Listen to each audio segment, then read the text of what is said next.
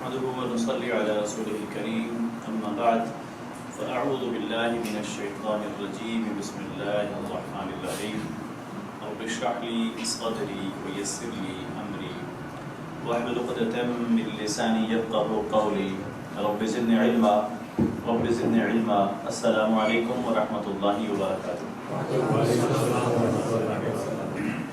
فہم القرآن آسان طریقے سے آج اس کے اگر میں کہہ دوں پہلے کورس کے آخری سبق کے لیے آج ہمارا لیسن نمبر 14 یعنی آخری لیسن کے لیے میں آپ سب کو خوش آمدید کہتا ہوں۔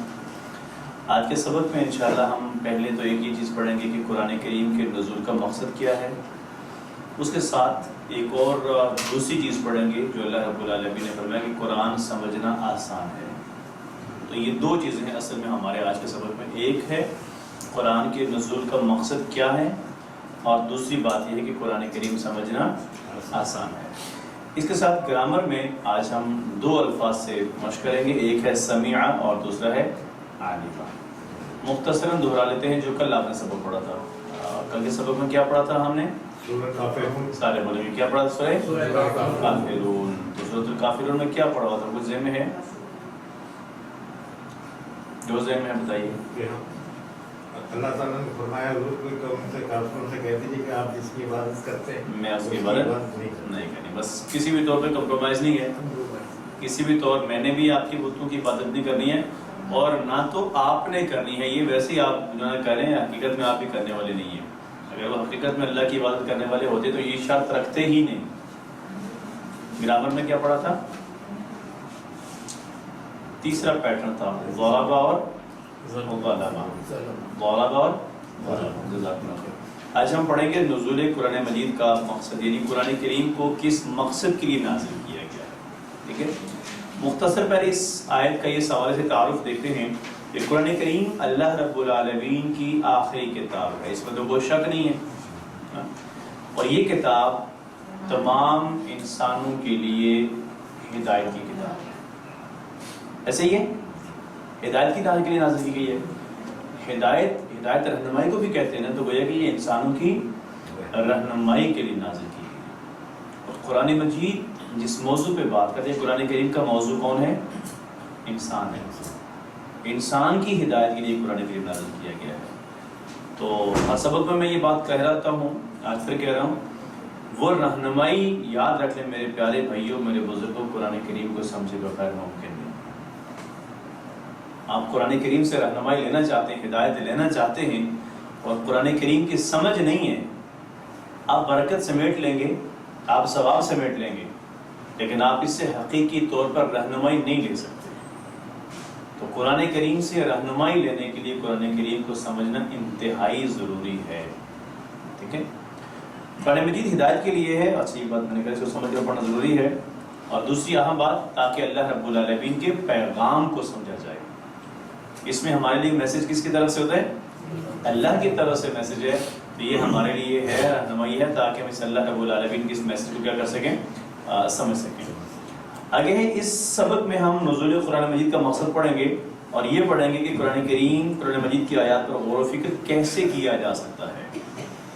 قرآن کریم کی آیات پر غور و فکر کیسے کیا جا سکتا ہے، یہ ہم آج کے سبق میں پڑھیں گے۔ اچھا، آپ پوچھیں گے کہ آج جا کے 14ویں سبق میں کیوں یاد ہے؟ یہ پہلے بتاتے تو ہم ان آیات پر غور و فکر کرتے نا، اس لیے کہ اس کے بعد کی جو ہمارا سبق شروع ہوتا ہے نا، سبق نمبر 15 وہ سورہ بقرہ سے شروع ہوتا ہے۔ ٹھیک ہے، اس کے بعد پھر ہم پراپر سورہ بقرہ سے آیت ترتیب وائز شروع کرتے ہیں، اور پھر دوسرا آج دیکھتے ہیں کہ قرآن کریم کو زندگی میں لانے کا طریقہ کار کیا ہے، اس کو بھی دیکھیں گے۔ یہ ہے آج ہماری آیت کریمہ پہلی، سورہ صاد کی آیت نمبر 29 ہے۔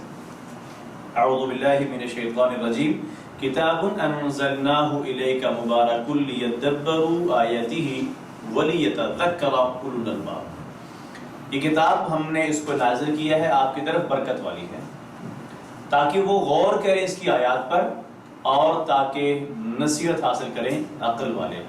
اس آیت میں دو باتیں ہیں یا دو انداز سے بات کی گئی ہے۔ جو پہلی بات ہے وہ اس کتاب کا تعارف کروایا گیا ہے۔ پہلے اسم یہاں تک کیا اس کتاب کا کیا ہے؟ تعارف ہے، اس کی خصوصیت ہے، اس کا کمال بتایا گیا ہے۔ اور جیسے آپ کوئی بھی چیز لیتے ہیں نا، کہتے ہیں کہ یہ ایسی خوبی ہے کہ اس کے اندر بلٹ ان ہے، یعنی اس کے اندر ہے ہی ہے یہ چیز. موبائلس فار ایگزامپل لیتے ہیں ہم، تو کچھ ایسی خصوصیات ہوتی ہیں کہ جو اس کے اندر ہمیشہ کے لیے ہوتی ہی ہوتی ہے، حالانکہ مقصد وہ خصوصیات نہیں ہوتا، مقصد کوئی اور ہوتا ہے. وہی ہے یہ برکت اس کے اندر کیا ہے، وہ خوبی یا وہ کمال، وہ تعارف جو ہے وہ قرآن کریم کا وہ کیا ہے، برکت ہے. پہلے ہم لفظی ترجمہ پڑھ لیتے ہیں. کتاب کا معنی کتاب ہے، اردو میں بھی کتاب ہی کہتے ہیں، کوئی نیا یا مشکل لفظ نہیں ہے. اب اس کی جمع کتب ہے. کتاب کی جمع کیا ہے، کتب.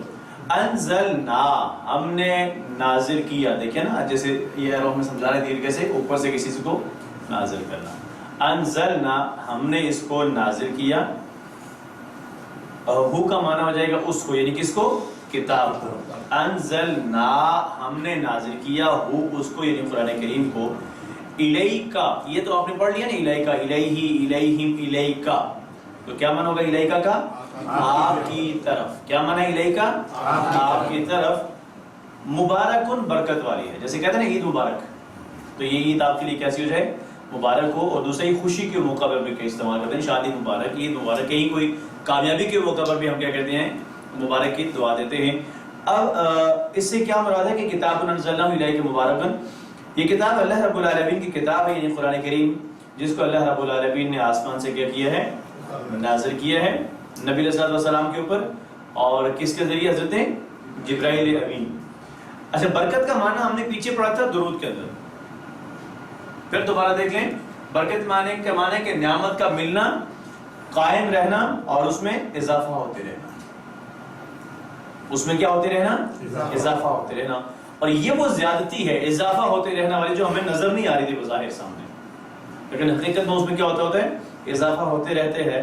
اور اس کی برکت کا، قرآن کریم کی برکت کا عالم یہ ہے، یعنی ایسی برکت والی کتاب ہے. میں نے ایک غالباً ثنا والے سبق میں نے سے بات کر دی تھی کہ یہ ایسی باکمال اور ایسی برکت والی کتاب ہے کہ وہ جو مہینہ ہے جس مہینے میں یہ نازل ہوتی ہے تو سارے مہینوں سے کیا ہو گیا ہے، افضل ہو گیا ہے.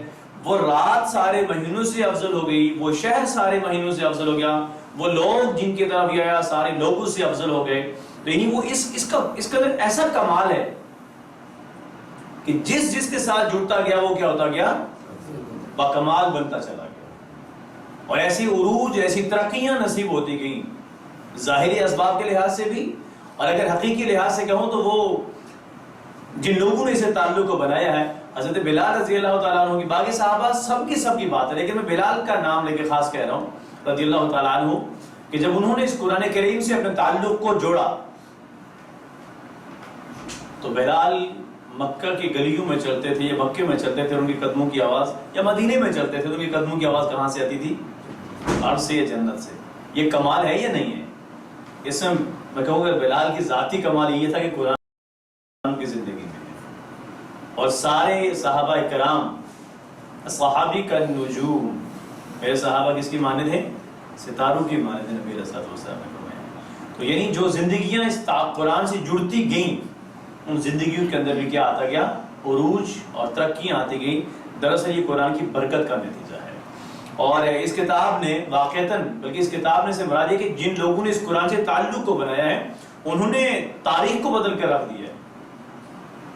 ظاہری طور پر اسباب ان کے پاس کچھ ہے یا نہیں ہے وہ ایک علیحدہ موضوع ہے، ان کی زندگیاں بدل گئیں، ان کی وجہ سے کیا کیا ترقیاں، عروج، کمال سب کچھ ملا ہے. یعنی وہ بہت ہی مختصر، یہاں تو لکھ دیا کہ 100 سال کے عرصے کے اندر ہی دنیا کے سپر پاور بن گئے.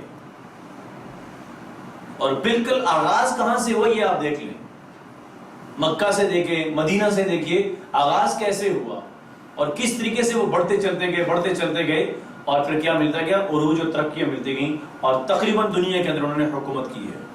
لیکن آج کیا ہوتا گیا، آج اضافہ در اضافہ ہوتا گیا ہے قرآن کے ماننے والوں کے اندر. لیکن دوسری طرف سے کیا ہوتا جا رہا ہے، پستیاں آتی جا رہی ہیں ہمارے نصیب کے اندر. کیوں کہ ہم نے اس کے اوپر اپنے حدیث پیچھے سبق میں پڑھ لی ہے. ہم نے اس قرآن کو چھوڑتے چلے گئے، ہم اس کی قرآن کی تعلیمات کو چھوڑتے چلے گئے، اور اس کا نتیجہ کیا، نقصان کیا ہو رہا ہے، ہمیں دنیا کے اندر ہم کیا ہو رہے ہیں، ذلیل ہوتے جا رہے ہیں. اللہ رب العالمین ہمیں وہ ہمارا حقیقی مقام یا منصب واپس عطا کرے. اور یہ جو بنی اسرائیل کے حوالے سے ہم نے پڑھا ہے کہ بنی اسرائیل کو اللہ رب العالمین نے کیا عطا کیا تھا، انی فضلتکم علی العالمین، کہ میں نے تمہیں جہان والوں کے اوپر فضیلت دی ہے، لیکن اس کے ساتھ اللہ نے بنی اسرائیل سے کچھ وعدہ لیا تھا، اور جب انہوں نے اس وعدے کی خلاف ورزی کی تو اللہ نے ان سے یہ مقام چھین لیا واپس۔ اور یہی بات ہے کہ ہمیں اللہ تعالیٰ نے کہا کہ کنتم خیر امت اخرجت للناس، آپ بہترین امت بنا کے میں نے بھیجے ہیں، آپ کو لوگوں کے لیے بھیجا ہے۔ اور اس کے ساتھ اللہ نے ہمیں ہماری ذمہ داری بتائی ہے، تأمرون بالمعروف وتنہون عن المنکر۔ اب باقی لوگوں کے بارے میں ہم نے بعد میں سوچنا ہے، پہلے اپنے بارے میں ہر ایک سوچے، کیا میں امر بالمعروف اور نہی عن المنکر کر رہا ہوں یا نہیں کر رہا؟ یہ تو میری ذمہ داری اللہ نے لگائی ہے، اللہ نے میری ڈیوٹی لگائی ہے یہ۔ تو پھر وہ مقام ہمارے پاس بھی چھن گیا جو عروج و ترقیوں والا تھا، اور جب واپس اس کے ساتھ جڑ جائیں گے نا تو انشاءاللہ وہ مقام واپس سے مل جائے گا۔ اور اس کے لیے ہم سب مل کے کوشش کرتے ہیں، میں اور آپ سب مل کے کرتے ہیں، اور ہم نے اس قرآن کے ساتھ تعلق کو، اپنا تعلق بھی جوڑنا ہے قرآن کے ساتھ، اور اپنے ارد گرد جتنے لوگ ہیں سب کو قرآن سے جوڑنا ہے انشاءاللہ تعالی۔ ارادہ کرتے ہیں انشاءاللہ، پکا ارادہ کیجئے، میری زندگی کا مقصد ہی اپنا یہی بنا لیں کہ میں نے خود بھی قرآن سے جڑنا ہے، اور روزانہ میں نے پہلے بتا دیا تھا، آج پھر دوہرا رہا ہوں، آخری سبق ہے ہمارا آج میرے سے، بعد میں ہو سکتا ہے آپ اس کے بعد بھی پڑھتے رہیں گے انشاءاللہ تعالی۔ تو زندگی میں سے روزانہ کے 10 منٹ ہر صورت وقف کر لیں، پکا ارادہ کر لیں کہ وہ 10 منٹ میں نے ہر صورت قرآن کو دینے ہی دینے ہیں۔ بس ترجمہ کیجئے گا، کتابن، یہ کتاب، انزلناہ، الیکا، مبارکن، برکت والی ہے، کتاب انزلناہ الیکا مبارکن، ایک بابرکت کتاب نازل کی ہے۔ مقصد یہ نہیں ہے، یہ کتاب کا تعارف تھا کہ وہ کتاب کیسی، اس کی خصوصیات کیا ہیں۔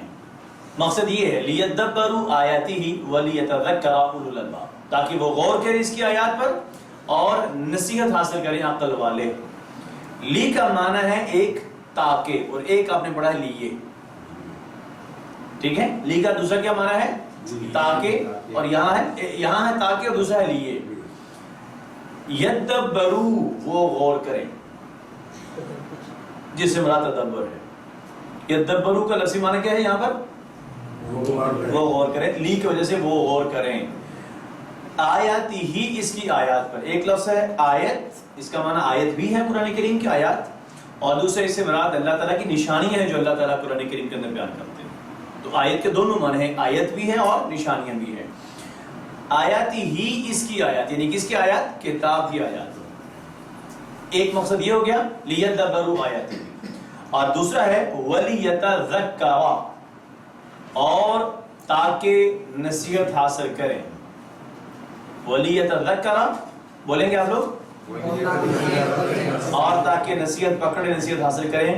اولو الالباب، اولو اور اولی، یہ دو الفاظ استعمال ہوتے ہیں، والے، جس کا معنی ہوتا ہے والے، اور لب کی جمع ہے الباب، عقل جس کو کہتے ہیں، تاکہ نصیحت حاصل کریں عقل والے۔ کیا ترجمہ؟ اور تاکہ نصیحت حاصل کریں کس والے؟ عقل والے۔ تو گویا کہ جو قرآن سے نصیحت حاصل کرے گا اسے اللہ رب العالمین نے قرآن کریم کے اندر کیا فرمایا، وہ کیسا ہے؟ عقل والا ہے۔ جی، اب اس میں سے اسباب دیکھتے ہیں کہ قرآن کریم سے پہلی جو بات ہے، برکت حاصل کرنے کے لیے ضروری ہے کہ ہمیں قرآن کریم کی آیات کو سمجھنا ہوگا۔ زندگی کے اندر برکت، عروج اور ترقیاں چاہتے ہیں تو اس کے لیے قرآن کریم کی آیات کو کیا کرنا پڑے گا؟ سمجھنا پڑے گا۔ نصیحت حاصل کرنے سے مراد یہ ہے کہ اپنی زندگی کے اندر، وہ انفرادی زندگی ہو یا اجتماعی تقاضے ہوں، ان کے اندر کیا کرنا؟ قرآن کریم کو لانا ہے۔ اور جب ہم یہ دونوں کام کریں گے، کون سے؟ غور و فکر کرنے کے بعد اس سے نصیحت حاصل کرنے سے مراد اس پر عمل کرنا ہے، جو کہ میں آگے پھر بتاؤں گا۔ جب ہم ایسے کریں گے تو دنیا اور آخرت کی ساری برکتیں ہمیں حاصل ہوں گی۔ اس کے اندر جو چیز ہے نا برکت، تو جب ہم اس قرآن سے نصیحت حاصل کریں گے تو دنیا میں بھی اور آخرت میں بھی کیا ملیں گے؟ انشاءاللہ برکتیں ملیں گے۔ اور آخرت میں اگر برکتیں مل گئی تو پھر اس کے بعد ہمیں اور کیا چاہیے؟ اصل تو ہمارا مقصد ہے ہی صرف اور صرف یہ کہ ہم کیا کر لیں؟ آخرت میں کامیاب ہو جائیں۔ اللہ تعالیٰ ہم سب کو آخرت میں کامیاب کریں، اور اس کے ساتھ ساتھ وہ کام کرنے کی توفیق عطا فرمائے جو آخرت میں کامیابی کا ذریعہ بن سکیں، جو اللہ کی رحمت کے امیدوار بنائیں ہمیں۔ ترجمہ کیجئے، لیدبروا، تاکہ وہ غور کریں، آیاتہ، ولیتذکر، اولو الالباب، لِيَدَّبَّرُوا آيَاتِهِ وَلِيَتَذَكَّرَ أُولُو الْأَلْبَابِ.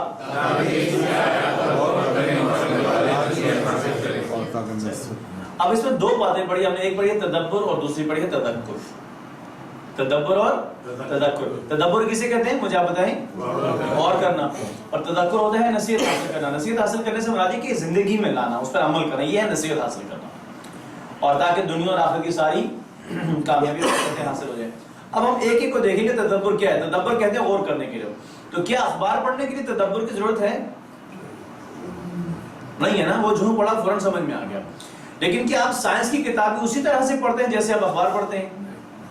اس کو کیسے پڑھتے ہیں بتائیں مجھے. غور کرتے ہیں اور سمجھنے کی کوشش کرتے ہیں. لیکن اگر قرآن سمجھ میں نہیں آتا تو کیا اس پر بھی غور کرتے ہیں یا نہیں کرتے ہیں؟ چلیے، غور آپ اسی وقت کر سکیں گے جب آپ اس کو سمجھیں گے. تو سمجھیں گے نہیں تو پھر غور بھی نہیں کر سکتے. اقبال کے حوالے سے ہے کہ وہ قرآن کریم کی تلاوت کر رہے تھے تو ایک دن ان کے والد نے کہا کہ اقبال بیٹا قرآن کریم کی ایسے تلاوت نہیں کرتے جیسے آپ کر رہے ہیں. تو انہوں نے کہا مجھے بتائیے کیسے کرتے ہیں. انہوں نے کہا پھر کسی دن بتاؤں گا. وہ جو پھر کسی دن انہوں نے بتایا، پر بعد میں کہ پوچھا کہ مجھے آپ نے کہا تھا تو کیسے تلاوت کروں میں. تو انہوں نے کہا کہ قرآن کو ایسے پڑھو گویا کہ جیسے یہ ابھی تمہارے اوپر نازل ہوتا ہے. اب اس سے مراد یہ نہیں کہ ان کو کہیں وہ نبوت کا درجہ دینے کی بات کر رہے تھے. گویا کہ یہ جو بات آپ پڑھ رہے ہیں یہ اللہ رب العالمین سے آپ سے براہ راست ابھی کہہ رہے ہیں. تو جب وہ تو جو بات سمجھتے تھے ان کی اپنی زبان کون سی تھی؟ شاعری تھی وہ. تو فوراً وہ اس کو ملائے، انہوں نے یہ بات کہی کہ تیرے ضمیر پر جب تک نہ ہو نزول کتاب، یعنی اس کتاب کا، اس قرآن کا نزول جب تک تیرے ضمیر پر نہیں ہوگا، گرہ کشا ہے ناراضی نہ صاحب کشا. آپ تفاسیر بھی پڑھ لیں تو وہ جو گرہ ہے وہ کیا نہیں ہونی ہے جناب؟ وہ نہیں کھولنی ہے. تو اس کے لیے ضروری ہے کہ آپ نے قرآن کریم کو اس طریقے سے پڑھنا ہے کہ یہ آپ کے لیے ہے. اس چیز کو سمجھنے کے لیے ہمیں سب سے پہلی جو چیز دیکھنی پڑے گی قرآن کریم کو زندگی میں لانے کے لیے، وہ ہوگا ہمارا قرآن سے تعلق. یہ کچھ 3-4 منٹس کی چیزیں ہوں گی، آپ تھوڑی سی دھیان اور سمجھنے والی ہوں گی. سب سے پہلی چیز جو ضروری ہے قرآن کریم کو سمجھنے کے لیے، زندگی میں لانے کے لیے، وہ ہے قرآن سے تعلق کو سمجھنا. کیا ہے پہلا بتائیے؟ قرآن سے تعلق کو سمجھنا. بہت سارے اور بھی ذرائع ہیں لیکن بنیادی یہ 4 ذرائع ہیں جن سے ہمارا قرآن سے تعلق ہے. Direct, personal, planned, relevant. یہ ہمارا قرآن سے تعلق ہے، یعنی براہ راست، شخصی، طے شدہ، متعلق. کون سے 4 ہیں ذرا بولیں گے آپ لوگ پلیز؟ پھر بولیے. پھر بولیے. اب ہم ایک ایک کو سمجھیں گے. براہ راست ہے کیسے، شخصی ہے کیسے، طے شدہ کیسے، متعلق کیسے. براہ راست یہ ہے کہ آپ قرآن کریم، اس میں تو کوئی شک نہیں کس کا کلام ہے. یہ کس کا کلام ہے؟ اور یہ کوئی بے جان کتاب ہے، اس کے لیے اس کو کہتے ہیں زندہ کتاب ہے. آپ جب بھی قرآن کریم پڑھتے ہیں، ایک تو ہم یہ کہتے ہیں کہ اللہ کا کلام ہے. کس کا کلام ہے؟ سنتے ہیں تو بھی کہتے ہیں یہ اللہ کی کتاب ہے، اللہ کا کلام ہے. تو گویا کہ اللہ رب العالمین دیکھ رہا ہوتا ہے. براہ راست اللہ ہمیں کیا کر رہے ہوتے ہیں؟ دیکھ رہا ہوتا ہے کہ میرا بندہ سننے کے بعد کیا کرتا ہے. جب ہم امام صاحب کو بھی جب سنتے ہیں نماز کے اندر تو تب اس وقت بھی اللہ تعالیٰ کیا کر رہا ہوتا ہے؟ دیکھ رہا ہوتا ہے. تو گویا کہ قرآن کریم میں اللہ تعالیٰ، جو حضرت علی رضی اللہ تعالیٰ عنہ کا بھی قول ہے کہ اللہ تعالیٰ مجھ سے کیا کرتے ہیں، جب میرا جی چاہتا ہے کہ اللہ مجھ سے بات کریں تو گویا کہ اللہ ہم سے براہ راست مخاطب ہوتے ہیں. اور جہاں کہیں بھی یا ایھا الانسان آپ لفظ سنیں نا، جیسے ان الانسان لفی خسر، تو اس میں سوچیں کہ اللہ مجھ سے کہہ رہے ہیں. یا ایھا الذین آمنوا، تو وہ کون ہے؟ وہ میں ہوں، یعنی اللہ تعالیٰ کو بات مجھ سے براہ راست مجھ سے کہہ رہے ہیں. اور جو دوسری بات ہے یعنی پورے اخلاص کے ساتھ سنیں اور پھر اللہ ہمیں ہدایت کے راستے سمجھائے. یہ ہدایت کی کتاب ہے. دوسری بات ہے جب آپ کہتے ہیں نا کہ لیجیے آپ، جب کہتے ہیں نا کہ یہ اللہ مجھ سے ہی کہہ رہے ہیں، یہ بات ہے ہی میرے لیے، تو یہ ہو جائے گی اس کے اوپر دوسری بات ڈائریکٹلی پرسنل. یہ بات خالص میرے لیے ہوئی ہے. آپ جو بھی آیت پڑھیں، جو بھی آیت سنیں، اس احساس کے ساتھ پڑھیے کہ یہ آیت اتری ہی میرے لیے ہے. اب اس سے نہیں پڑھیں گے کہ اس وقت کے مسلمانوں کے لیے تھی یا ان منافقین کے لیے تھی، اس وقت کے لوگوں کے لیے تھی. نہیں، کس کے لیے یہ آیت؟ خاص میرے لیے اتری ہے. اور اب ہم نے دیکھنا ہے کہ اس میں میرے لیے پیغام کیا ہے. ایک تو آیت اتری بھی میرے لیے ہے اور دوسری بات اس میں میرے لیے پیغام کیا ہے، اصل بات وہ پیغام تلاش کرنا ہے ہم نے. اور پلانڈ یہ ہے، طے شدہ کہتے ہیں جب ہم دنیا کی ہر چیز تقدیر کے تحت ہے، دانے دانے پہ لکھا ہے کھانے والے کا نام، تو ہم کہیں گے کہ آیت آیت پہ لکھا ہے پڑھنے اور سننے والے کا نام. ٹھیک ہے. اور سب سے اہم چیز یہ آخری آ جاتی ہے، سب سے اہم ہے. ان سب ساری اپنی جگہ پہ اہمیت کی حامل ہیں، لیکن سب سے اہم یہ ہے تذکیر، متعلق، ریلیونٹ. قرآن مجید اگر آپ دیکھیں کسی بھی شخص کے پاس، جیسے آپ ڈاکٹر کے پاس جاتے ہیں تو ڈاکٹر نے آپ کو کس چیز کے بارے میں بتانا ہے؟ جی دوائی یا بیماری کے بارے میں بتائے گا. وہ آلو یا پیاز کی قیمت تھوڑا ہی بتائے گا ہمیں. کیا خیال ہے؟ تو یعنی جس کا جو خاصہ ہوتا ہے جب آپ اس کے پاس جاتے ہیں آپ کو اس سے وہی چیز ملتی ہے. تو قرآن کریم کیسی کتاب ہے؟ جی سارے بولے کس کی کتاب ہے؟ ہدایت کی کتاب ہے. تو یاد رکھ لیجئے میرے بھائیوں، میرے بزرگوں، جب بھی قرآن پڑھتے ہیں، جب بھی قرآن پڑھتے ہیں، اس آیت میں ہمارے لیے کوئی نہ کوئی ہدایت ہر صورت موجود ہوتی ہے. کیونکہ اللہ تعالیٰ کا کوئی بھی کام بے مقصد نہیں ہو سکتا ہے. اس لیے جب بھی کوئی قرآن کریم کی آیت پڑھتے ہیں تو سوچئے پہلے تو یہ آیت میرے لیے ہے، اب اس میں میرے لیے پیغام کیا ہے. اللہ رب العالمین نے یہ آیت آج ہی مجھے کیوں سنائی ہے؟ یا ایھا الانسان ما غرک بربک الکریم. کوئی بھی آیت آپ پڑھتے سنتے ہیں، کل من علیہا فان. آخر اللہ نے یہ آیت آج ہی مجھے کیوں سنائی ہے؟ وہ پیغام تلاش کرنے کی کوشش کریں. وہی پیغام دراصل آپ کے لیے ہدایت کا تحفہ ہوتا ہے اس دن کے لیے. لیکن ہم روزانہ شاید امام صاحب سے بھی کئی آیات سنتے ہیں، ہم خود بھی شاید کئی آیات پڑھتے ہیں، لیکن اس طرف دھیان نہیں دیتے کہ آخر اگر میں نے بھی، جیسے میں نے اگر نماز کے اندر کسی صورت کا انتخاب کیا ہے، کچھ آیات کا انتخاب کیا، انہی کا کیوں کیا آخر؟ دراصل وہ اس دن کے لیے اللہ کی طرف سے میرے لیے ہدایت کا تحفہ ہوتا ہے. لیکن ہمیں پتہ ہی نہ ہو کہ میں نے پڑھا کیا تو وہ تحفہ پر کیسے اس تحفے کو میں لے سکوں گا. تو اس لیے جب بھی کوئی بھی آیت پڑھیں اس میں سے کیا دیکھنا ہے، اپنے لیے پیغام تلاش کرنا ہے کہ ہے کیا پیغام اس میں سے. اور اس کے لیے ضروری ہے پھر آپ کو قرآن سمجھنا پڑے گا. پھر قرآن سمجھے بغیر وہ پیغام آپ کے لیے لینا ممکن ہی نہیں ہے. ٹھیک ہے. تو جب تعلق معلوم ہو گیا ہمارا چاہ سے، تو یہاں ہم ایک عام آدمی کے لیے، ایک عام آدمی کو دیکھتے ہوئے تدبر کے لیے پہلی چیز ہے مطالعہ. اور مطالعہ یہ جو ہم روزانہ ترجمہ ہے یا اس کا مختصر پیغام ہے، یہ مطالعہ ہو گیا. اس کے بعد ہم استعمال کریں گے تصور کا، اور پھر اس کے بعد استعمال کریں گے احساس کا. یہ ہے دوسرا سٹیپ. تعلق کے بعد یہ کیا ہے؟ دوسری چیز ہے کہ ہم نے اس پر تدبر کیسے کرنا ہے. تو قرآن مجید کی آیات کو سمجھ کر بار بار پڑھیے، ان کا ترجمہ پڑھیے اور ان کا مختصر پیغام. جیسے ہم یہاں روزانہ دیکھتے ہیں، ہم تفسیر نہیں کرتے یہاں پر ہم، لیکن اس میں سے مختصر اپنے لیے کیا دیکھتے ہیں؟ پیغام. یہ ہو گیا مطالعہ. دوسرا ہے تصور. جہاں جتنا ممکن ہو وہاں پر تصور کا استعمال کیجیے، اور تاکہ آپ اچھی طرح اس پر کیا کر سکیں، ان آیات پر غور و فکر کر سکیں. زمین اور آسمان کا ذکر ہو تو اس کے پھیلاؤ کو تصور میں لائیے. اسی طریقے سے جب رب العالمین کے الفاظ پڑھیں، تمام جہانوں کا رب، یعنی تمام جہانوں کی پرورش کرنے والا، اس کے اوپر غور کیجیے. اور اس کے بعد تصور کے بعد، جیسے میں نے اس دن آپ کو جہنم یا میدان محشر کے بارے میں بتایا تھا کہ وہ نفسا نفسی، وہ بھاگ دوڑ، وہ شدت گرمی، اس کو تصور میں دیکھیں. اور یہ جو اگلی چیز تصور کے بعد احساس، نعمتوں کا ذکر ہو تو شکر کا احساس ہمارے اندر پیدا ہو جانا چاہیے.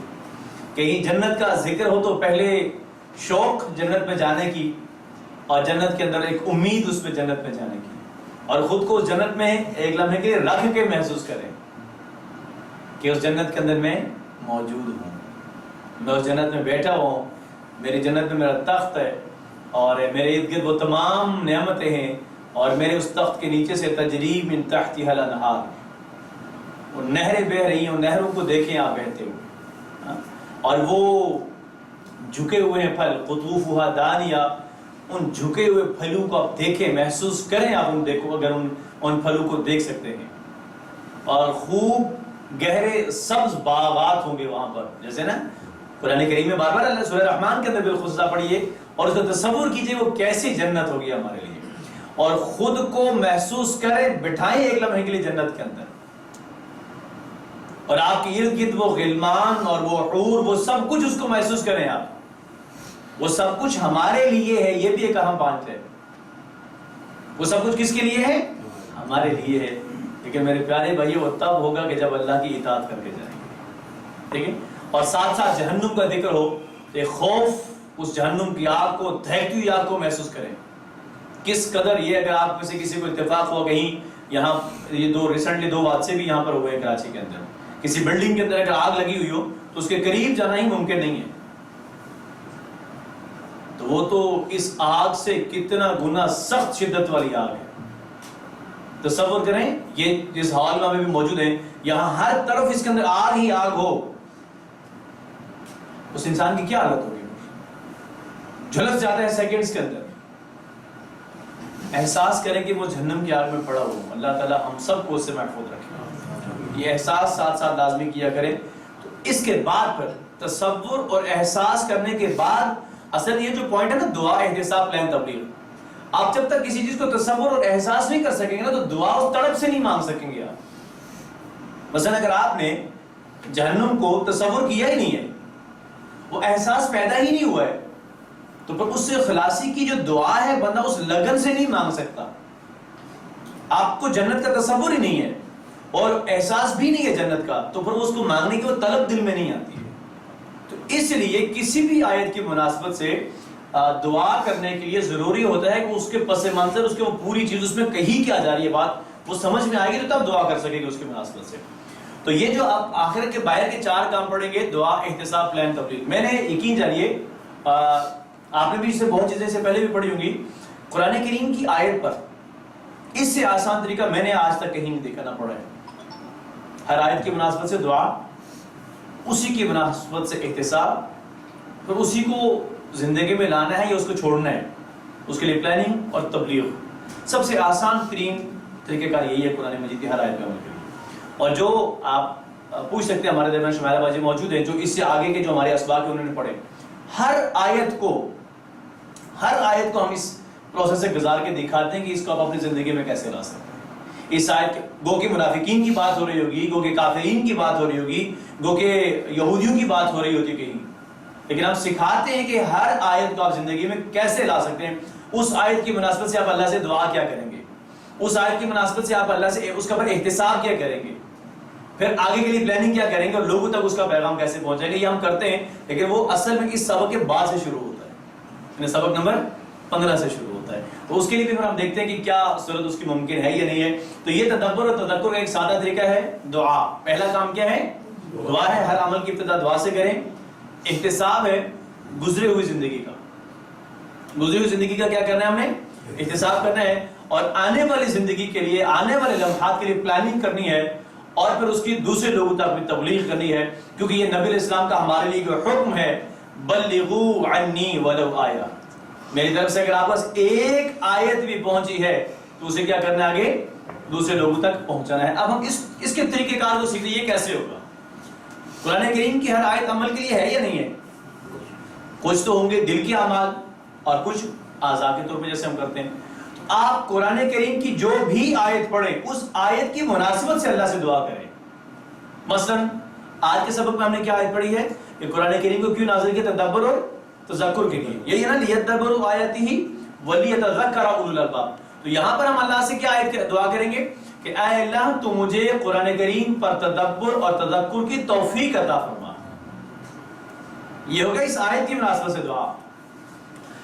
اسی آیت کی مناسبت سے احتساب کیا ہوگا؟ پہلے وہ بتا دیتا ہوں پھر میں اس کو پڑھوں گا کہ آج سے پہلے جو زندگی گزر گئی ہے میری، کیا اس زندگی میں میں نے کبھی قرآن کریم کی آیات پر تدبر، جہاں بھی آپ سامنے آج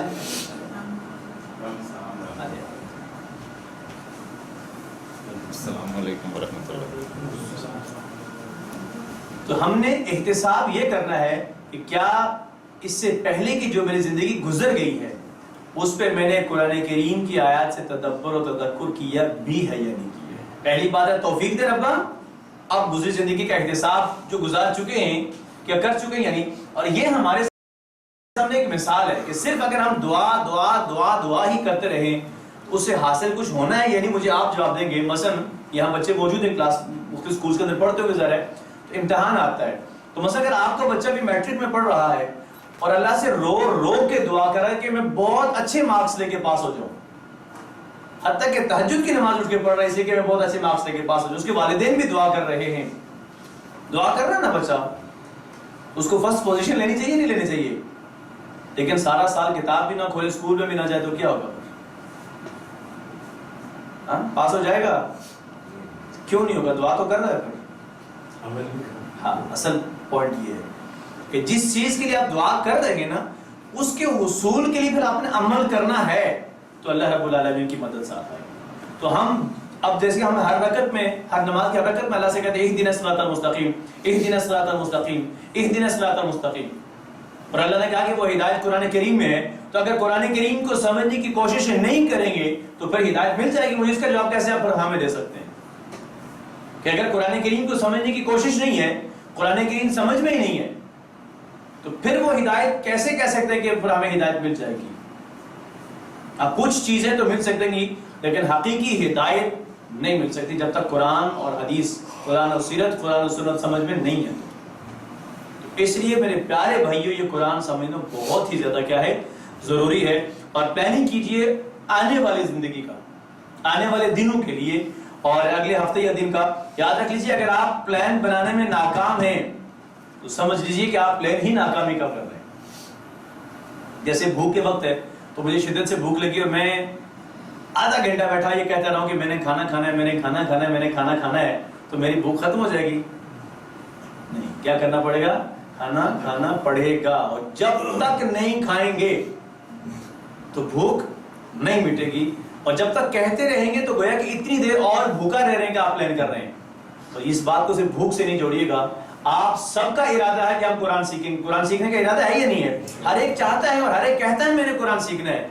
جب تک سیکھنا شروع نہیں کریں گے تو تب تک گویا کہ ہم یہ پلان کر رہے ہیں کہ میں نے سیکھنا ہی نہیں ہے۔ قدم اٹھانا پڑے گا۔ آپ نے قدم اٹھا لیا الحمدللہ، آپ مسلسل یہاں پر 14 دن تک آتے رہے، اس کو کیا کرنا ہے؟ ہمیشہ ہمیشہ کے لیے اس کو سیکھنے کو جاری رکھنا ہے۔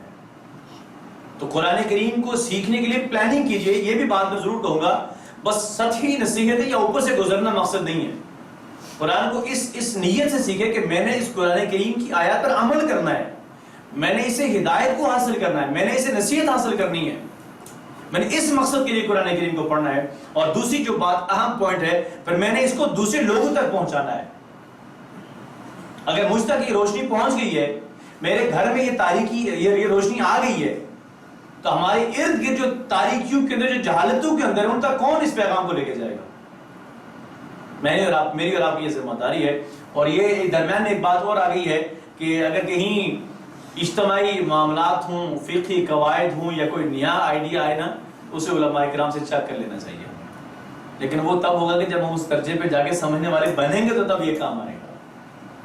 تو ہم جیسے عام آدمی کے لیے قرآن کریم سے کیا کیا چیزیں ممکن ہیں، یہ کا ہم حاصل کر سکتے ہیں؟ سب سے پہلی بات ہے اپنے اللہ سے تعلق ہم قرآن کے ذریعے بنا سکتے ہیں۔ یاد رکھ لیجیے اللہ کے تعلق کی بہت سارے طریقہ کار ہیں، لیکن جو دو بنیادی چیزیں ہیں، سب سے اہم ترین اگر اللہ سے تعلق کی کوئی بنیادی چیزیں ہیں، وہ نماز ہے اور دوسرا قرآن کریم کی تلاوت ہے۔ اس لیے کہ نماز میں آپ اللہ سے براہ راست مخاطب ہوتے ہیں، مخاطب کی صیغے استعمال کرتے ہیں، اے اللہ آپ ایسے ہیں، اے اللہ تو ایسے ہے، سبحانک اے اللہ تو پاک ہے، اے اللہ آپ کی تعریف ساری ہے۔ اور نماز میں آپ اللہ سے براہ راست مخاطب ہوتے ہیں، اور قرآن کریم کی تلاوت میں اللہ تعالیٰ آپ سے براہ راست مخاطب ہوتے ہیں۔ تو اللہ سے تعلق کا یہ بہترین ذریعہ ہے، اور میں کو کہوں گا کہ جب بھی آپ کو اللہ سے ملاقات کا موقع ملتا ہے، اپنے اس موقع کو رائے گاہ نہیں جانے دیجیے۔ اللہ سے تعلق ہے، اتباع رسول صلی اللہ علیہ وسلم ہے، اور اس کے ساتھ فکر آخرت ہے۔ اب سارے ایک کے لیے سوچئے کہ مجھے اپنی آخرت کی کتنی فکر ہے، مجھے اپنی قبر کی کتنی فکر ہے۔ اور میں نے ایک دفعہ پہلے بھی کہا تھا کہ ایک دن کوشش کریں روزانہ اپنے آپ کو کچھ دیر کے لیے قبر میں رکھ کے لیٹا ہوا محسوس کر کے دیکھیے گا۔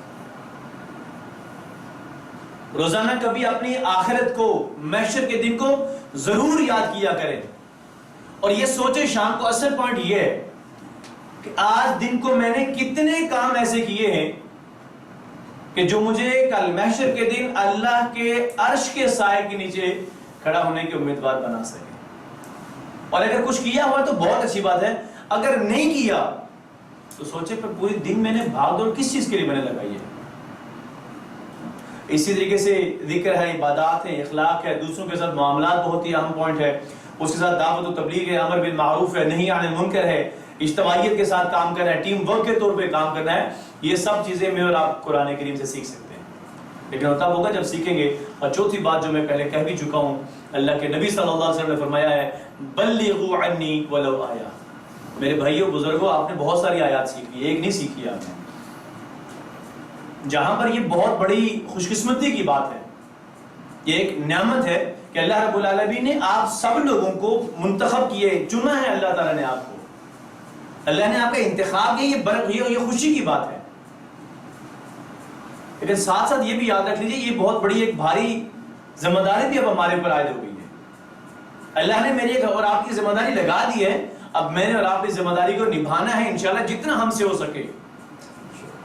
اور یاد رکھیے کل محشر کے دن ذمہ داری کے بارے میں پوچھا جائے گا.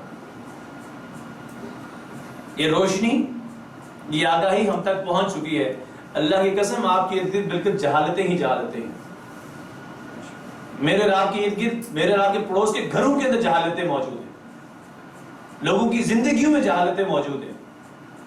ان تاریکیوں کو میں نے اور آپ نے کیا کرنا ہے؟ مٹانا ہے. اور ہمارے پاس جو ذریعہ ہے وہ ایک ہی ہے، اس سے بڑی روشنی کوئی نہیں ہو سکتی ہے.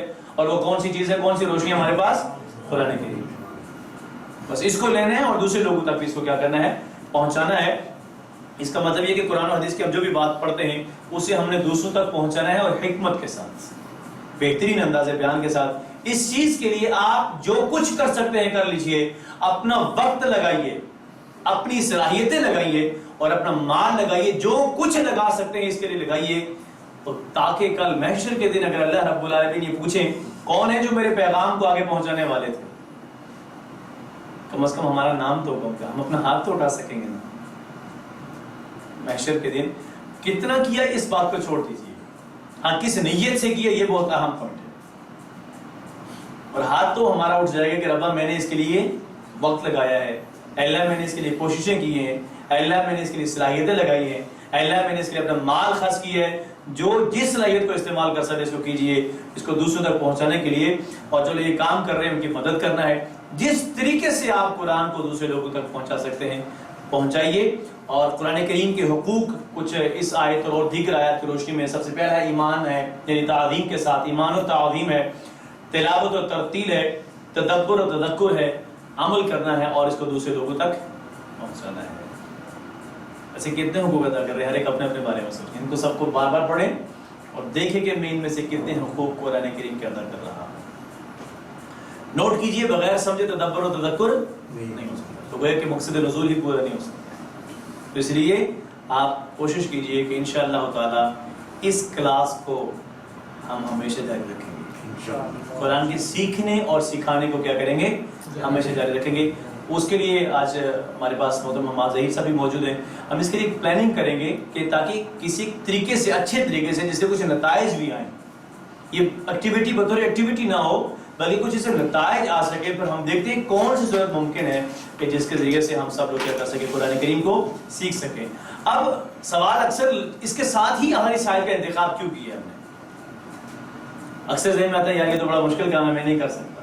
وَلَقَدْ يَسَّرْنَا الْقُرْآنَ، اللہ کیا کہہ رہے ہیں؟ وَلَقَدْ يَسَّرْنَا الْقُرْآنَ لِلذِّكْرِ، اور تحقیق ہم نے قرآن کو ذکر کے لیے آسان کیا ہے. اب ہم اس کا معنی دیکھتے ہیں. وَلَقَدْ کا معنی ہے اور البتہ تحقیق، یعنی یہ بھی تاکید کے لیے استعمال ہوتا ہے. یسرنا، یسرنا کا معنی ہے ہم نے آسان کیا. کیا ہے یسرنا کا معنی؟ ہم نے آسان. سارے بولیے یسرنا. ہم نے آسان کیا. یسر کہتے ہیں آسانی کو اور عسر کہتے ہیں مشکل کو. اچھا اس لفظ میں ہی آسانی ہے. سارے لوگ یسر پڑھیں، ویسے یسر پڑھیے، سارے پڑھیں پلیز. پھر پڑھیے. اب عسر پڑھیں. عسر پڑھنے میں ہی اس کے دیکھیں آسان مشکل، ایزی ڈیفیکلٹ. تو آسان کو پڑھنے میں بھی تھوڑی سی آسانی ہے. تو اسی سے ہے یسرنا، ہم نے آسان کیا. القرآن بہت زیادہ پڑھی جانے والی کتاب. یہ ایک ریسرچ کا حوالہ دیا گیا ہے. ہمارے لیے یقین کرنے کے لیے یہ ریسرچ ہمارے لیے کچھ معنی نہیں رکھتی ہے، یعنی اس ریسرچ کے ذریعے ہم اس بات پہ یقین نہیں کریں گے، لیکن ہم کہنا یہ چاہتے ہیں کہ دوسرے بھی اس بات کو ماننے کے لیے تیار ہیں کہ واقعتاً اس لفظ کے اندر جو معنی ہے قرآن بہت زیادہ پڑھی جانے والی کتاب. انسائکلوپیڈیا بریٹانیکا کا جو 11واں ایڈیشن شائع ہوا ہے اس پہ انہوں نے لکھا ہے دو چیزیں. ایک تو دنیا کے اندر سب سے زیادہ پڑھی جانے والی کتاب قرآن کریم ہے. انہوں نے اس چیز کو مانا ہے حالانکہ دنیا میں سب سے زیادہ مسلمان نہیں ہیں. اصل بات کہنے کی یہ ہے کہ دنیا میں مسلمان سب سے زیادہ نہیں ہیں، لیکن سب سے زیادہ پڑھی جانے والی کتاب کون سی ہے؟ قرآن کریم ہے. اور یہ شخصیت سب سے کامیاب ترین شخصیت ہے، وہ ٹاپ آف دا لسٹ جس شخصیت کا نام ہے وہ ہے نبی مکرم صلی اللہ علیہ وسلم. تو میرے بھائیوں وہ ماننے کے لیے تیار ہو گئے ہیں اور ہم انہی کی تعلیمات کو چھوڑ چکے ہیں. ان کی تعلیمات کو لائیے زندگی کے اندر، اللہ کی قسم ہم بھی کامیاب ہو جائیں. ٹھیک ہے. القرآن کا کیا معنی ہو گیا؟ قرآن کی بہت زیادہ پڑھی جانے والی کتاب. للذکر کس کے لیے آسان ہے؟ ذکر کسے کہتے ہیں؟ ایک تو ہوتا ہے یاد کرنا، یعنی حفظ کرنے کے لیے آسان ہے، اور دوسرا ہے سمجھنے اور نصیحت حاصل کرنے کے لیے بھی آسان ہے. ذکر کا معنی یاد کرنا بھی ہے اور حفظ کرنا، اس کے ساتھ ساتھ دوسرا سمجھنا اور نصیحت حاصل کرنا. البتہ تھوڑی مشقت کرنی پڑتی ہے، محنت کرنی پڑتی ہے، وقت لگانا پڑتا ہے، سال لگانے پڑتے ہیں احکامات نکالنے کے لیے، فتوے نکالنے کے لیے، اصول نکالنے کے لیے. لیکن صرف سمجھنے کے لیے کیا یہ آسان ہے؟ تو پہلی بات ہے کہ ایسی کتاب، ایسی بابرکت کتاب جس کے وجہ سے آپ پیچھے پڑ چکے ہیں، جب اللہ تعالیٰ نے آسان کی ہے تو اس پہ اللہ کا عمل سے شکر ادا کریں کہ ربا تیرا بڑا احسان ہے، تو نے ایسی کتاب کو، ایسی بابرکت کتاب کو کیا کیا ہمارے لیے آسان کیا ہے. اور قرآن کریم کو سیکھنا شروع کیجئے اور پلان کیجئے کہ انشاءاللہ تعالیٰ میں نے جلد از جلد پورا قرآن کریم کو کیا کرنا ہے، مکمل کرنا ہے. اور اگر آپ، میں بار بار کہہ چکا ہوں کہ روزانہ صرف 2 آیات ہی سیکھتے جائیں گے، ایک دن ضرور ایسا آئے گا کہ آپ وہ ناس تک پہنچ جائیں گے انشاءاللہ. انشاءاللہ اس کے لیے پکا ارادہ پلان کیجئے کہ اس کام کو میں نے زندگی ساری چھوڑنا نہیں ہے. ٹھیک ہے. اور اگر کوئی یہ کہے کہ قرآن مشکل ہے سیکھنا، اگر آپ سے کہتا ہے تو اسے کہے کہ اللہ کے اعلان کے خلاف بات ہے. ہاں مشکل ہے، احکامات نکالنے کے لیے، فتوے نکالنے کے لیے، اصول نکالنے کے لیے محنت کرنی پڑتی ہے، لیکن عمل کرنے کی حد تک کے لیے قرآن مشکل نہیں ہے. اور یہ بات خلاف اصول بھی ہے کہ اللہ کہتے ہیں کہ ہدی للناس ہے اور اس کو اللہ نے مشکل بھی بنایا ہو، یہ خلاف اصول بات ہے. ٹھیک ہے. اور آسان ہے لیکن خود بہت نہیں آئے گا، اس کے لیے کچھ محنت کرنی پڑے گی، سیکھنے کے لیے کچھ کرنا پڑے گا، اور وقت نکالنا پڑے گا، پڑھنا پڑے گا. اور جو اللہ رب العالمین کی طرف چل کر آتا ہے، رب کی رحمت اس کی طرف دوڑ کر آتی ہے. اور خود کے لیے بھی آسان ہے، دوسروں کو سکھانے کے لیے بھی آسان ہے، دوسروں کو ڈرانے کے لیے بھی آسان ہے، دوسروں کو نصیحت کرنے کے لیے بھی آسان ہے. تو اس لیے کوشش کیجیے کہ اس کو ضرور سیکھنے کی کوشش کیجیے، اور اس نیت سے بھی سیکھیے کہ میں نے خود بھی عمل کرنا ہے، دوسرے لوگوں کو بھی میں نے سکھانا ہے. اور آپ کی تو زیادہ ذمہ داری ہے، آپ تو ایک گھر کے وارث ہیں یا نہیں ہے؟ تقریباً میرے سامنے جو لوگ بیٹھے ہیں آپ تقریباً گھر کے وارث ہیں. آپ کی تو ڈبل ذمہ داری ہے. قوا انفسکم واہلیکم نارا. اللہ نے کہا کہ اپنے آپ کو اور اپنے گھر والوں کو آگ سے بچائیے. آپ نے خود بھی اس آگ سے بچنا ہے، اپنے اہل و عیال کو بھی بچانا ہے. تو وہ قرآن سمجھے بغیر ممکن نہیں ہے. آپ اگر اللہ تعالیٰ کے سے تعلق، یعنی وہ کچھ بھی اس کے بغیر ممکن نہیں ہے. چند عبادات تو کر سکیں گے لیکن اس دین کے مطابق زندگی نہیں گزار سکیں گے. ترجمہ کیجئے گا وَلَقَدْ اور البتہ تحقیق یسرنا القرآن للذکر وَلَقَدْ يَسَّرْنَا الْقُرْآنَ لِلذِّكْرِ. اور پریشانی ہوئی گا جو لوگ اس کو سیکھنے اور سکھانے والے ہیں ان کا مقام کیا. یہ حدیث تو ہم روزانہ پڑھتے ہیں، خیرکم من تعلم القرآن وعلمہ. خیرکم تم سب میں سے بہترین، خیر اچھا، اور خیرکم تم سب میں سے بہترین.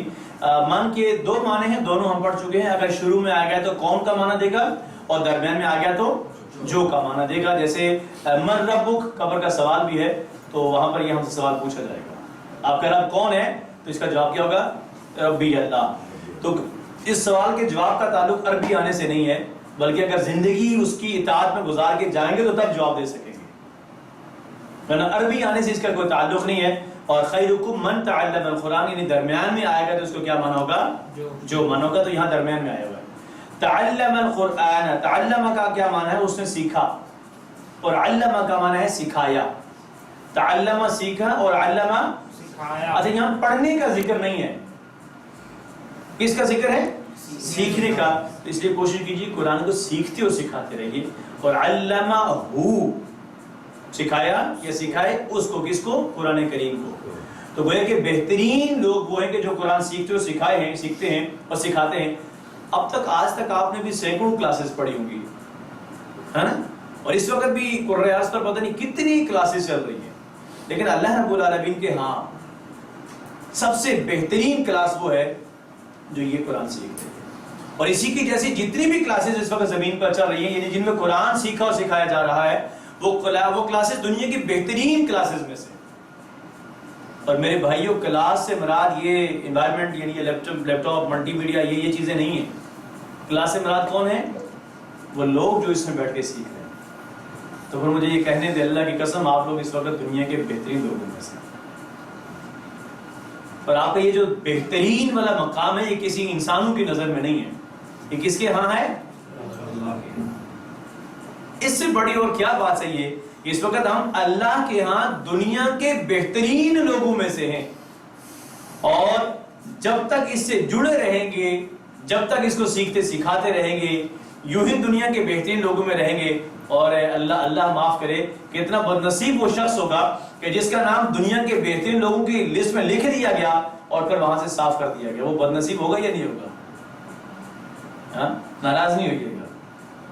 اس سے بڑا بد نصیب کون ہوگا کہ جس کا نام اللہ کے ہاں دنیا کے بہترین لوگوں میں لکھا جا چکا اور پھر وہاں سے صاف کر دیا گیا۔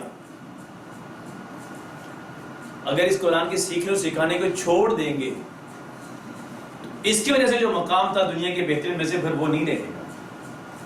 تو کیا خیال ہے آپ، کیا ارادہ آپ لوگوں کا؟ اللہ چاہتے ہیں، یاد رکھیے، اللہ چاہتے ہیں، اللہ نہیں چاہتا کہ انسان قرآن نہ سیکھے۔ تو ہمیشہ سے نام اس ڈائری میں رکھوانا چاہتے ہیں، اپنا یہ نکلوانا چاہتے ہیں، رہے گا انشاءاللہ۔ اس کلاس کو، یعنی قرآن کے سیکھنے کو ہمیشہ جاری رکھیے گا۔ پہلے طالب علم کا ذکر ہے، اور پھر جی سوال تو نہیں ہے؟ سوال تھا یہ کہ آپ نے جو کچھ پڑھایا اب تک الحمدللہ بہت بیسک اور بہت اچھی چیز ہے یہ، لیکن کچھ تھوڑا سا میں نے پڑھا ہے جو قرآن کا الٹیمیٹ گول ہے وہ ہے نظام عدل و قسط کا نفاذ۔ ایسے ہی ایسے ہی نا، سورہ حدید کی ایک آیت ہے لقد ارسلنا رسلا بالبینات وانزلنا معهم الکتاب والمیزان لیقوم الناس بالقسط والنظام قائم کرنا۔ خالی پڑھنا اور تطبیق کرنا نہیں، یہ تو اللہ کے رسول سے زیادہ اچھا داعی کون ہو سکتا ہے؟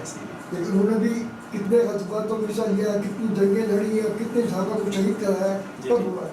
تو اس کی دعوت بھی تو ہونی چاہیے ساتھ۔ میں اگر اس کا جواب میں خود نہ دوں نا، تو ہماری کلاس میں ایک بیٹھی ہے ہماری بہن شمیلہ بازی بیٹھی ہے، اس کا جواب میرے خیال میں اگر میں نہ دوں تو وہ دے سکتی ہے کہ کوئی سبق ہمارا، سبق نمبر میں نے کہا نا 15 کے بعد، ابھی تک تو آپ نے اس طریقے سے شروع نہیں کیا ہے، سبق نمبر 15 کے بعد ایک سبق بھی ایسا شاید نہ کوئی بھی نہیں ایسا آتا جس میں ہم اس کے نفاذ کی بات نہیں کرتے، اور ہر آیت کے نفاذ کی بات کریں کہ اس آیت کا نفاذ کیسے ہو سکتا ہے۔ ہر سبق میں ہمارا ایسا ہوتا ہے، ہر سبق کے ساتھ ایسا ہی ہوتا ہے۔ یہ تو ہم آپ کو کوئی مختلف جگہوں سے اٹھا کے چیزیں سیکھ رہے تھے نا، اس کے ساتھ جو فوراً اگلا سبق ہے نا، تو وہیں سے شروع ہو رہے سورہ بقرہ۔ اس کا پڑھا دیں ایک سبق، کیسے پڑھیں گے، کب پڑھیں گے، مجھے بتائیں آپ لوگ۔ ہیں بالکل ہیں، کیا کہتے ہیں آپ کو منڈے کو رکھ لیں، کل رکھ لیں، کل جمعہ ہے۔ کل ہمارا یہاں دوسرا پروگرام، یہاں کا دوسرا پروگرام، بولیے پر کیا کہتے ہیں آپ؟ منڈے کا آ جائے گا نا، عید کو۔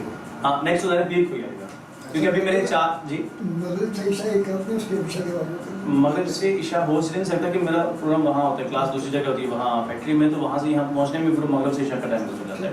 اگر آپ لوگ چاہیں نا تو آپ کے پاس اگر بک موجود ہے، اس میں بھی میں ایسے کر سکتا ہوں، مجھے بتا دیجیے اگر آپ لوگ پڑھنا چاہتے ہیں تو۔ ابھی میرے پاس 4 دن اور ہیں یہاں، ٹھیک ہے، یعنی منگل بدھ جمعرات، سوموار منگل بدھ جمعرات، اگر آپ لوگ چاہتے ہیں تو میں 4 دن آ کے پڑھا لوں گا، میرے لیے کیا ہے، میں نے ویسے بھی دوسری دو کلاسز جو پڑھا رہا ہوں، اگر آپ لوگ کہیں گے میں آ جاؤں گا۔ اور جیسے آخر میں ہمارے اسی لیے آئے کہ ہم آپ کچھ پلاننگ کر لیں گے نیکسٹ، ذرا بس یہیں پہ کر کے تو چھوڑ نہیں دینا ہے، اس کو پراپر کس طریقے سے کرنا ہے اس پہ ہم آخر میں بات کریں گے، ٹھیک ہے۔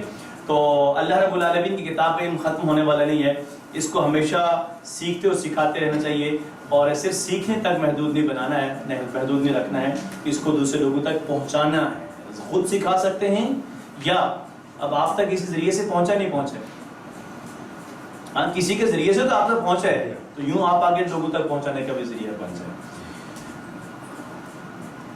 اور یہ جو فہم القرآن ہے. جیسے آپ نے بات کر دی ہے کہ صرف ناظرہ پڑھنے سے چند جگہ پڑھنے سے نام نہیں ہے، بلکہ اس کے لیے پورا ایک مرتب ایک شدہ ایک سسٹم ہے، ایک نظام ہے.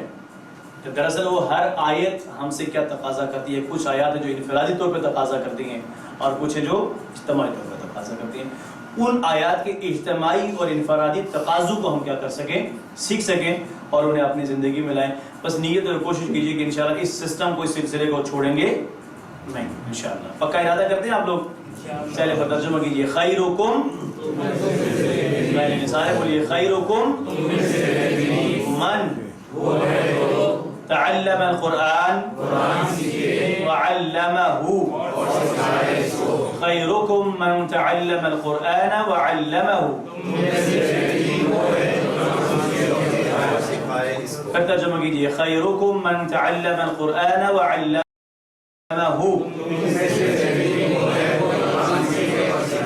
جزاکم اللہ خیر. یہ تھا آج کے سبق کا پہلا حصہ. اب ہم سبق کے دوسرے حصے قواعد کی طرف چلیں گے. تو آج ہم نے یہ دو الفاظ سے مشق کرنی ہے. تو ہم گرامر کر رہے ہیں کس کے ساتھ؟ TPI، total physical interaction. اس سے مراد کیا؟ ذرا سارے بتائیے مجھے کیا مراد ہے TPI سے؟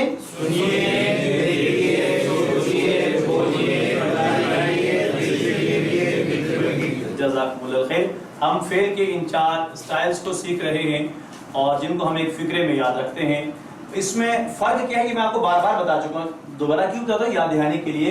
بس ان کے جو مضارع کا تیسرا حرف ہے ان پہلے 3 کے اندر، اس کی حرکت کیا ہے؟ مختلف ہے. جیسے پہلے کے اوپر زبر ہے، دوسرے والے میں پیش ہے اور تیسرے میں کیا ہے؟ آج ہم جو پڑھیں گے اس کا مضارع سیم ہم پہلے پڑھ چکے ہیں. یہ دیکھیے یسمعو اور یہ سیم ہے نا، لیکن اس کی ماضی میں تھوڑی سی جو ہے وہ دوسرے حرف کے لیے زیر آ گئی ہے. بس فرق صرف یہ، باقی سارے کا سارا وہی ہے. یہ آج ہم چوتھا پیٹرن پڑھیں گے اور یہ وہ سارے الفاظ ہیں کہ اپنا آج ہم یہ چوتھا پیٹرن سیکھیں گے اور یہ وہ سارے الفاظ ہیں کہ جو اس پیٹرن سے قرآن کریم کے اندر استعمال ہو رہے ہیں. یہ وہ سارے الفاظ ہیں اس پہ جو زیادہ بڑا دکھ رہا ہے نا وہ اتنا زیادہ قرآن کریم میں استعمال ہوا ہے. سب سے زیادہ کون سا استعمال ہوا ہے؟ یعنی جاننا، واقفیت، علم، اس کے بارے میں سب سے زیادہ استعمال. اس کے بعد یہ اصل بات اگلی جو میں نے پوچھنی تھی تو آپ نے پہلے کہہ دی، علم کے فوراً بعد سب سے زیادہ کون سا استعمال ہوا ہے؟ عمل ہے. علم کے ساتھ عمل ہے تو تبھی سب کچھ ہے، ورنہ کچھ بھی نہیں ہے. اور اگر آپ عمل کریں گے تو دیکھ لیجئے سمع اور رحمہ، عمل کریں گے تو اللہ کی رحمت ملے گی. گواہی، اور وہ گواہی سب سے اصل گواہی کسے ہے؟ عمل سے ہوگی. چلیے جی، یہ سارے پیٹرنز آپ سیکھ چکے ہیں. بس آج ہم نے سین میم عین، یہ ہمارے آج روٹ ورڈز ہیں. ان کے آخر میں کون سی علامات لگانی ہے؟ ماضی کی. طریقہ کا سارا وہی ہے. تو چلیے جی سارے لوگ پڑھیں گے. سمع، اشاروں کے ساتھ. سمع، سمعوا، سمعت، سمعتم، سمعت، سمعنا، سمعت، سمع، سمعوا، سمعت، سمعتم، سمعت، سمعنا، سمعت. آپ ترجمہ کیجئے. سمع، اگر آپ کو سمع کا ترجمہ آ گیا تو باقی کسی کا مشکل نہیں ہے. کیا خیال ہے؟ تو کیجئے. سمع، سمعوا، سمعت، سمعتم، سمعتم، سمعنا، سمعت. ایک دفعہ کو ترجمہ کیجئے. سمع، سمعوا، سمعت، سمعتم، سمعتم، سمعنا، سمعت. چلیے. سمع، سمعوا، سمعت، سمعتم، سمعت، سمعنا، سمعت. چلیے اب ہم اس کے بعد چلتے ہیں فعل مضارع کی طرف. اسی سین، میم اور عین کے شروع میں ہم نے لگا دینا ہے یا، تا، حمزہ اور نون. یہ ہے فعل مضارع بن جائے گا. پھر یہ تو اشارہ بھی تھوڑا اوپر کریں گے، پڑھیے گا. یسمعو، یسمعون، یسمعو، یسمعون، تسمعو، تسمعون، اسمعو، نسمعو، تسمعو. يسمع، يسمعون، تسمعوا تسمعون تسمعوا تسمعون اسمعوا نسمعوا اسمعوا نسمعوا تسمعوا. اب آپ خود سوچ کے ترجمہ کریں گے. جب سمع کا معنی ہے اس نے سنا، تو ہم مضارع کا ترجمہ پریزنٹ یعنی حال میں کر رہے ہیں. تو یسمعوا کا ترجمہ کیا ہوگا؟ وہ سنتا ہے. ماشاءاللہ. کیا ترجمہ ہوگا؟ وہ سنتا ہے. چلیے پھر آپ ترجمہ کیجئے. یسمعوا وہ سنتا ہے. یسمعون وہ سنتے ہیں. تسمعوا آپ سنتے ہیں. تسمعون آپ سب سنتے ہیں. اسمعوا میں سنتا ہوں. نسمعوا ہم سب سنتے ہیں. تسمعوا. وہ سنتی ہے. پھر ترجمہ کیجئے. یسمعوا وہ سنتا ہے. یسمعون سب سنتے ہیں. تسمعوا آپ سنتے ہیں. تسمعون آپ سنتے ہیں. اسمعوا میں سنتا ہوں. نسمعوا ہم سب سنتے ہیں. تسمعوا. وہ سنتی ہے. اب ہم اسی سے بنائیں گے فعل امر کو. تو وہ فعل امر کس سے بننا ہے؟ سارے بولے کس سے بننا ہے؟ پھر بولے کس سے بننا ہے؟ پہلا کام ہم نے یہ کرنا ہے کہ اس کے شروع سے یا مضارع کی علامت ہے اس کو کیا کرنا ہے؟ کاٹ دینا ہے. اس کی جگہ پر ہم نے ای کو لگانا ہے. ای کیوں لگا رہے وہ میں نے آپ کو بتا دیا تھا کہ سیکنڈ لاسٹ کے اوپر کیا ہوئی ہے؟ زبر ہے. اس وجہ سے یہاں پر ای آ جائے گا اور آخری حرف کیا ہو جائے گا؟ ساکن. تو کیا رہ جائے گا پیچھے؟ اسمع. کیا رہ جائے گا؟ اسمع.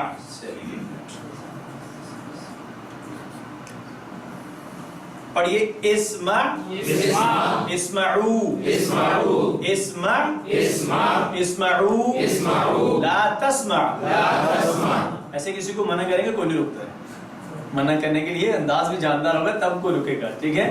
لا تسمع لا تسمعوا اسمع اسمعوا لا تسمع لا تسمعوا. ترجمہ کیجئے ایک دفعہ. اسمع اسمعوا لا تسمع لا تسمعوا. پھر ترجمہ کیجئے. اسمع اسمعوا لا تسمع لا تسمعوا. چلیں جی. اس کے بعد ہے سامع مسموع اور سمع. اب ہم یہ پورا ٹیبل مکمل پڑھیں گے ایک دفعہ. سارے پڑھیں گے میرے ساتھ. پہلے فعل ماضی پھر فعل مضارع پڑھیں گے. سمع سمعوا سمعت سمعتم سمعت سمعنا سمعت. يسمع يسمعون تسمع تسمعون أسمع نسمع تسمع. اسمع اسمعوا لا تسمع لا تسمعوا. سامع مسموع سمع. اسی کے بالکل پیٹرن پہ ہے یعنی اسی طرح کی حرکات زیر زبر پیش کے ساتھ. دوسرا ہے عالمہ. دوسرا کیا ہے؟ عالمہ. چلیے جی اس کا ٹیبل پڑھ دیں. عالمہ کا معنی ہوتا ہے جاننا. تو پہلے ابھی پڑھیے گا فعل ماضی. علمہ علموا علمت علمتم علمت علمنا علمت. سارے پڑھیے. علم علموا علمت علمتم علمت علمنا علمت. علمہ کا کیا معنی ہے؟ جی پھر ترجمہ کیجیے. پھر علمہ علموا علمت علمتم علمت علمنا علمت. پھر ترجمہ کیجیے. علمہ علموا علمت علمتم علمت علمنا علمت. اچھا آپ ذرا سوچ کے اس سے بناتے ہیں مضارع کیا بنے گا. اس کے روٹ ورڈز تو ہیں عین لام اور میم. کیا بنے گا؟ یعلم ہوگا. شروع میں یا لگانا ہے اور آخر میں پیش لگانا ہے. اور پہلا حرف جو تھا اس کو ساکن کر دیں گے تو کیا بنے گا؟ ماشاءاللہ. پھر پڑھیے کیا بنے گا؟ پھر پڑھیے. اس کی جمع بنائیے. ماشاءاللہ. پھر بنائیے ٹیبل. پھر پڑھیے. اب اس سے میں نے مخاطب کا بنانا ہے تو کیا کریں؟ یا کی جگہ پہ تا لگائیں گے تو کیا بنے گا؟ ماشاءاللہ. پھر پڑھیے. آگے اعلم. کیا ہوگا؟ جمع نعلم. اور مؤنث تعلم. ماشاءاللہ. آپ لوگ اس کا مطلب خود سے بنا سکتے ہیں ٹیبل. چلیے پھر بنائیے. کیسے ہوگا؟ یعلم پڑھیے.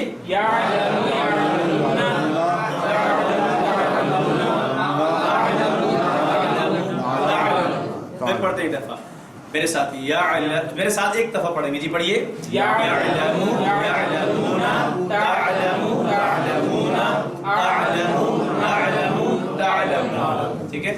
اب آپ اس کا ترجمہ کریں گے. علیمہ کا معنی ہے اس نے جانا, تو یعلم اس نے جانا, نہیں یعلم وہ جانتا ہے, وہ جانتا ہے. جی ترجمہ کیجئے یعلم وہ جانتا ہے, یعلمون تعلم تعلمون اعلم نعلم تعلم. چلیے اب یعلم سے ہم نے امر بنانا ہے. تھوڑی دیر کے لیے سوچ لیں پہلے. ماشاءاللہ کیا ہوگا؟ جزاک اللہ. کیا ہوگا؟ اعلم. شروع میں یا کی جگہ پہ حمزہ آ جائے گا, اس کے لیے زیر آئے گی اور آخری حرف کو ساکن کر دیں گے تو ہو جائے گا اعلم. کیا ہوگا؟ پھر پڑھیے جمع بنائیے, پھر پڑھیے پھر پڑھیں آگے کیا ہوگا؟ لا تعلم. پھر پڑھیے جمع بنائیے. ماشاءاللہ لا تعلم لا تعلم. ادھر میرے ساتھ پڑھ لیں. اعلم اعلموا لا تعلم لا تعلمون. چلیے اس کے بعد اس کا ہوگا فاعل کیا ہوگا؟ عالم. عین نام ہے نا, ٹھیک ہے. عالم معلوم یہ استعمال ہوتا ہے نا, معلوم ہو گیا آپ کو, معلوم ہے اس کے بارے میں آپ کو, یعنی کوئی جان پہچان ہے یا نہیں ہے. اور آگے کیا ہے؟ علم. علم وہ عمل سے یہ عین لام اور میم ہے, تو کیا ہوگا فاعل اس کا؟ عالم. فاعل کیا ہے؟ عالم عالم عالم معلوم علم عالم معلوم علم. جزاکم اللہ خیر. اب ہم اس پورے ٹیبل کے دفعہ پڑھیں گے. پڑھیے. اچھا علم علموا علمت علمتم علمت علمنا علمت يعلم يعلمون تعلم تعلمون أعلم نعلم تعلم اعلم اعلموا لا تعلم لا تعلموا عالم معلوم علم. جزاکم اللہ خیر. اب اسی کے پیٹرن پہ آنے والے کچھ تین حروف اور دیے ہوئے. اب ہم نے اس کی مختصر یعنی ایک لفظ پڑھنا ہے, ایک ماضی کا ایک مضارع کا, شارٹ کیز ہم ان کو دہراتے ہیں, یہ کہتے ہیں. تو پہلے سمع سے دہرا لیتے ہیں. سمع یسمع اسمع سامع مسموع سمع. اسی طریقے سے دوسرا ہے شہیدہ, یعنی گواہی دینے کے معنی میں ہے نا, تو پڑھیے شہیدہ یشہد اشہد شاہد مشہود شہادہ. اسی طریقے سے عاہدہ, تو پڑھیے عاہدہ یعہد اعہد عاہد معہود عہد الذین ینقضون عہد اللہ. وہ دیکھیں آخر میں عہد دونوں اکٹھے آئے ہوئے. اس کے بعد ہے حمیدہ. حمیدہ اس نے تعریف کی, پڑھا ہے سمع اللہ لمن حمیدہ, تو یہ وہی لفظ ہے حمیدہ, اس نے تعریف کی. تو حمیدہ یحمد احمد حامد, یہ لفظ تو بہت استعمال ہوتا ہے حامد. اور محمود حمد. الحمد یہ وہی لفظ ہے جو ہم سورہ فاتحہ پڑھتے ہیں, الحمد, تو یہ وہی ہے حمد. تو جزاکم اللہ خیر. یہ تھا سبق کا دوسرا حصہ جس میں آج ہم نے چوتھا, اصل میں آپ نے اب فیل کر 4 پیٹرن یا 4 اسٹائل سیکھے, جس میں سے آج ہم نے آخری پڑھا ہے نکتہ تعلیم ہے. اور اس میں کہا جائے جو ٹاپک ہے ہمارے لیے اس نکتہ تعلیم کے اندر, جنت میں اعلیٰ مقام پر پہنچے. کون ہے جو ویسے جنت میں جانا نہیں چاہتا؟ ہر شخص تو یہ چاہتا ہے کہ میں نے کیا کرنا ہے, جنت میں جانا ہے. اللہ تعالیٰ ہم سب کو نصیب کرے, اللہ تعالیٰ ہم سب کو وہ اعمال کرنے کی توفیق عطا. اور جنت میں اعلیٰ مقام پر پہنچنا ہے تو حدیث دیکھ لیجیے ذرا, کہ عبداللہ بن عامر بن العاص رضی اللہ عنہما عن النبی صلی اللہ علیہ وسلم قال یقال لصاحب القرآن. بات پھر وہی آ گئی ہے, کہا کسے جائے گا؟ صاحب قرآن سے, قرآن کے دوست سے کہا جائے گا, اقرأ وارتقی ورتل کما کنت ترتل فی الدنیا فإن منزلتک عند آخر آیت تقرأها. محشر کے دن, اب وہ جانتے وہ دن کیسا ہے, نفسا نفسی کا عالم ہے. ہر شخص یہ چاہتا ہے کہ آج کسی طرح سے میں بچ جاؤں, اس دن جو بھی قرآن کا دوست ہوگا، جو بھی قرآن کا دوست ہوگا، قرآن اللہ سے اس شخص سے کہا جائے گا کہ آپ قرآن کو پڑھتے جاؤ اور جنت کے زینے چڑھتے جاؤ، جنت کی منزلیں چڑھتے جاؤ۔ تو صاحب قرآن بننا ہے، ہم نے نہیں بننا ہے انشاءاللہ، بنیں گے، اس کا دوست بننا ہے، اس کو اپنی زندگی کا ساتھی بنا لیں۔ اور وہ بات میں بار بار کہہ چکا ہوں، آخری بار پھر کہہ رہا ہوں کہ 10 منٹ روزانہ ہر صورت نکالیے۔ یہ لباس میں جسم کا حصہ جس طریقے سے میں نے اس کو بنایا ہے، یوں آپ قرآن کو اپنے حصہ بنا لیں، زندگی کا اپنا ساتھی بنا لیں اس کو، اور قرآن کو پڑھو اور جنت کے زینے چڑھتے جاؤ۔ لیکن یہاں پر ایک خاص بات حدیث میں موجود ہے، وَرَتِّلْ كَمَا كُنْتَ تُرَتِّلُ فِي الدُّنْيَا، وہ ایسے ایسے ایسے ایسے کر کے نہیں پڑھنا ہے کہ ترتیل کا خیال ہی نہ ہو، جیسے تم دنیا میں ترتیل سے پڑھا کرتے تھے ایسے ترتیل سے پڑھنا ہے۔ تو وہ ہے کہ پھر ہمیں کیا کرنا پڑے گا؟ دوسرا کام، قرآن کو ترتیل سے پڑھنا ہوگا۔ اور فَإِنَّ مَنزِلَتَكَ عِنْدَ آخِرِ آیَةٍ تَقْرَؤُهَا، بے شک تیری منزل اس کی اس آخری آیت بھی ہے جسے تو پڑھے گا۔ تو اس کا مطلب ہے جس کو جتنا زیادہ قرآن یاد ہوگا اس کی اتنی زیادہ ہے، اتنی زیادہ ہے بالا خانے میں منزل جائے گا۔ ہوگا۔ سبحان اللہ۔ اس کا مطلب حفاظ بڑے خوش قسمت ہوں گے۔ اس کے علاوہ بھی جن کو جتنا یاد ہے وہ اتنا ہی جنت میں کہاں چلتے جائیں گے؟ اعلیٰ مقام پر چلتے جائیں گے۔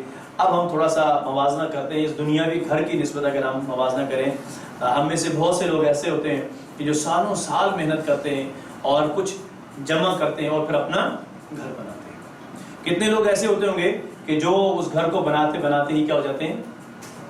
چلے جاتے ہیں دنیا سے۔ کچھ لوگ پہلے ہی چلے جاتے ہیں، کچھ لوگ بناتے بناتے چلے جاتے ہیں، کچھ لوگ بنائیں گے بھی تو کچھ ایسا رہیں گے اس میں۔ اس سب کے ساتھ اس گھر میں رہنے کے باوجود پریشانیاں، غم، مشکلات، بیماریاں رہتی ہیں یا نہیں رہتی ہیں؟ یعنی 100% سہولیات پھر بھی نہیں ہیں۔ اس گھر کی نسبت اگر ہم اپنا موازنہ کریں کہ ایک ایسا گھر ہے کہ جس میں نہ پریشانی ہے، نہ غم ہے، نہ دکھ ہے، نہ درد ہے، نہ عبادت ہے، جو جی میں چاہے وہی ہے، کیا اس گھر کے لیے ہمیں مصروف نہیں ہونا چاہیے؟ اور وہ گھر کون سا ہے؟ جنت ہے۔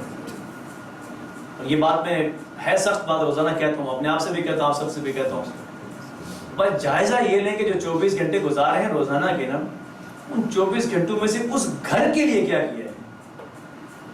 آپ نے اس مقام کے لیے کچھ کیا ہے یا نہیں کیا ہے؟ یہ خالی بس یہ سن کر لطف لینے والی باتیں نہیں ہیں میرے پیارے بھائیوں، ان کو زندگی میں لانا ہے۔ اور اگر نہیں کریں گے، اللہ نہ کرے ہم برباد ہو کے رہ جائیں گے، کچھ بھی پھر اس وقت ہاتھ میں نہیں آئے گا۔ جو کچھ کر سکتے ہیں ادھر ہی کر لیجئے، اسی جگہ پہ کر لیجئے، اور جو کچھ یہاں بو کے جائیں گے وہاں پر اسی کو کاٹیں گے۔ میری اور آپ کی کتاب تیار ہو رہی ہے، اس میں مسلسل کیا ہو رہا ہے؟ لکھا جا رہا ہے جو کچھ ہم کر رہے ہیں، اور وہی کتاب کل ہمیں واپس دی جائے گی۔ ہر ایک اپنے بارے میں اچھا جانتا ہے، میں اپنے بارے میں جانتا ہوں کہ میں کتنا پانی میں ہوں یا میں کہاں پر ہوں۔ ہمیں سے ہر ایک اچھا جانتا ہے کہ روزانہ فرشتہ میری کتاب میں کیا کچھ لکھ رہا ہے، ہر ایک جانتا ہے۔ اس میں میری آخرت کے لیے کیا کچھ ہے، یہ ہم میں سے ہر ایک جانتا ہے۔ اس لیے بھائی ہمیں اس اصلی، دائمی اور ہمیشہ ہمیشہ کی خوشی والی زندگی کے لیے بھی مصروف رہنا چاہیے۔ اس کے لیے بھی ہمیں کیا کرنا چاہیے؟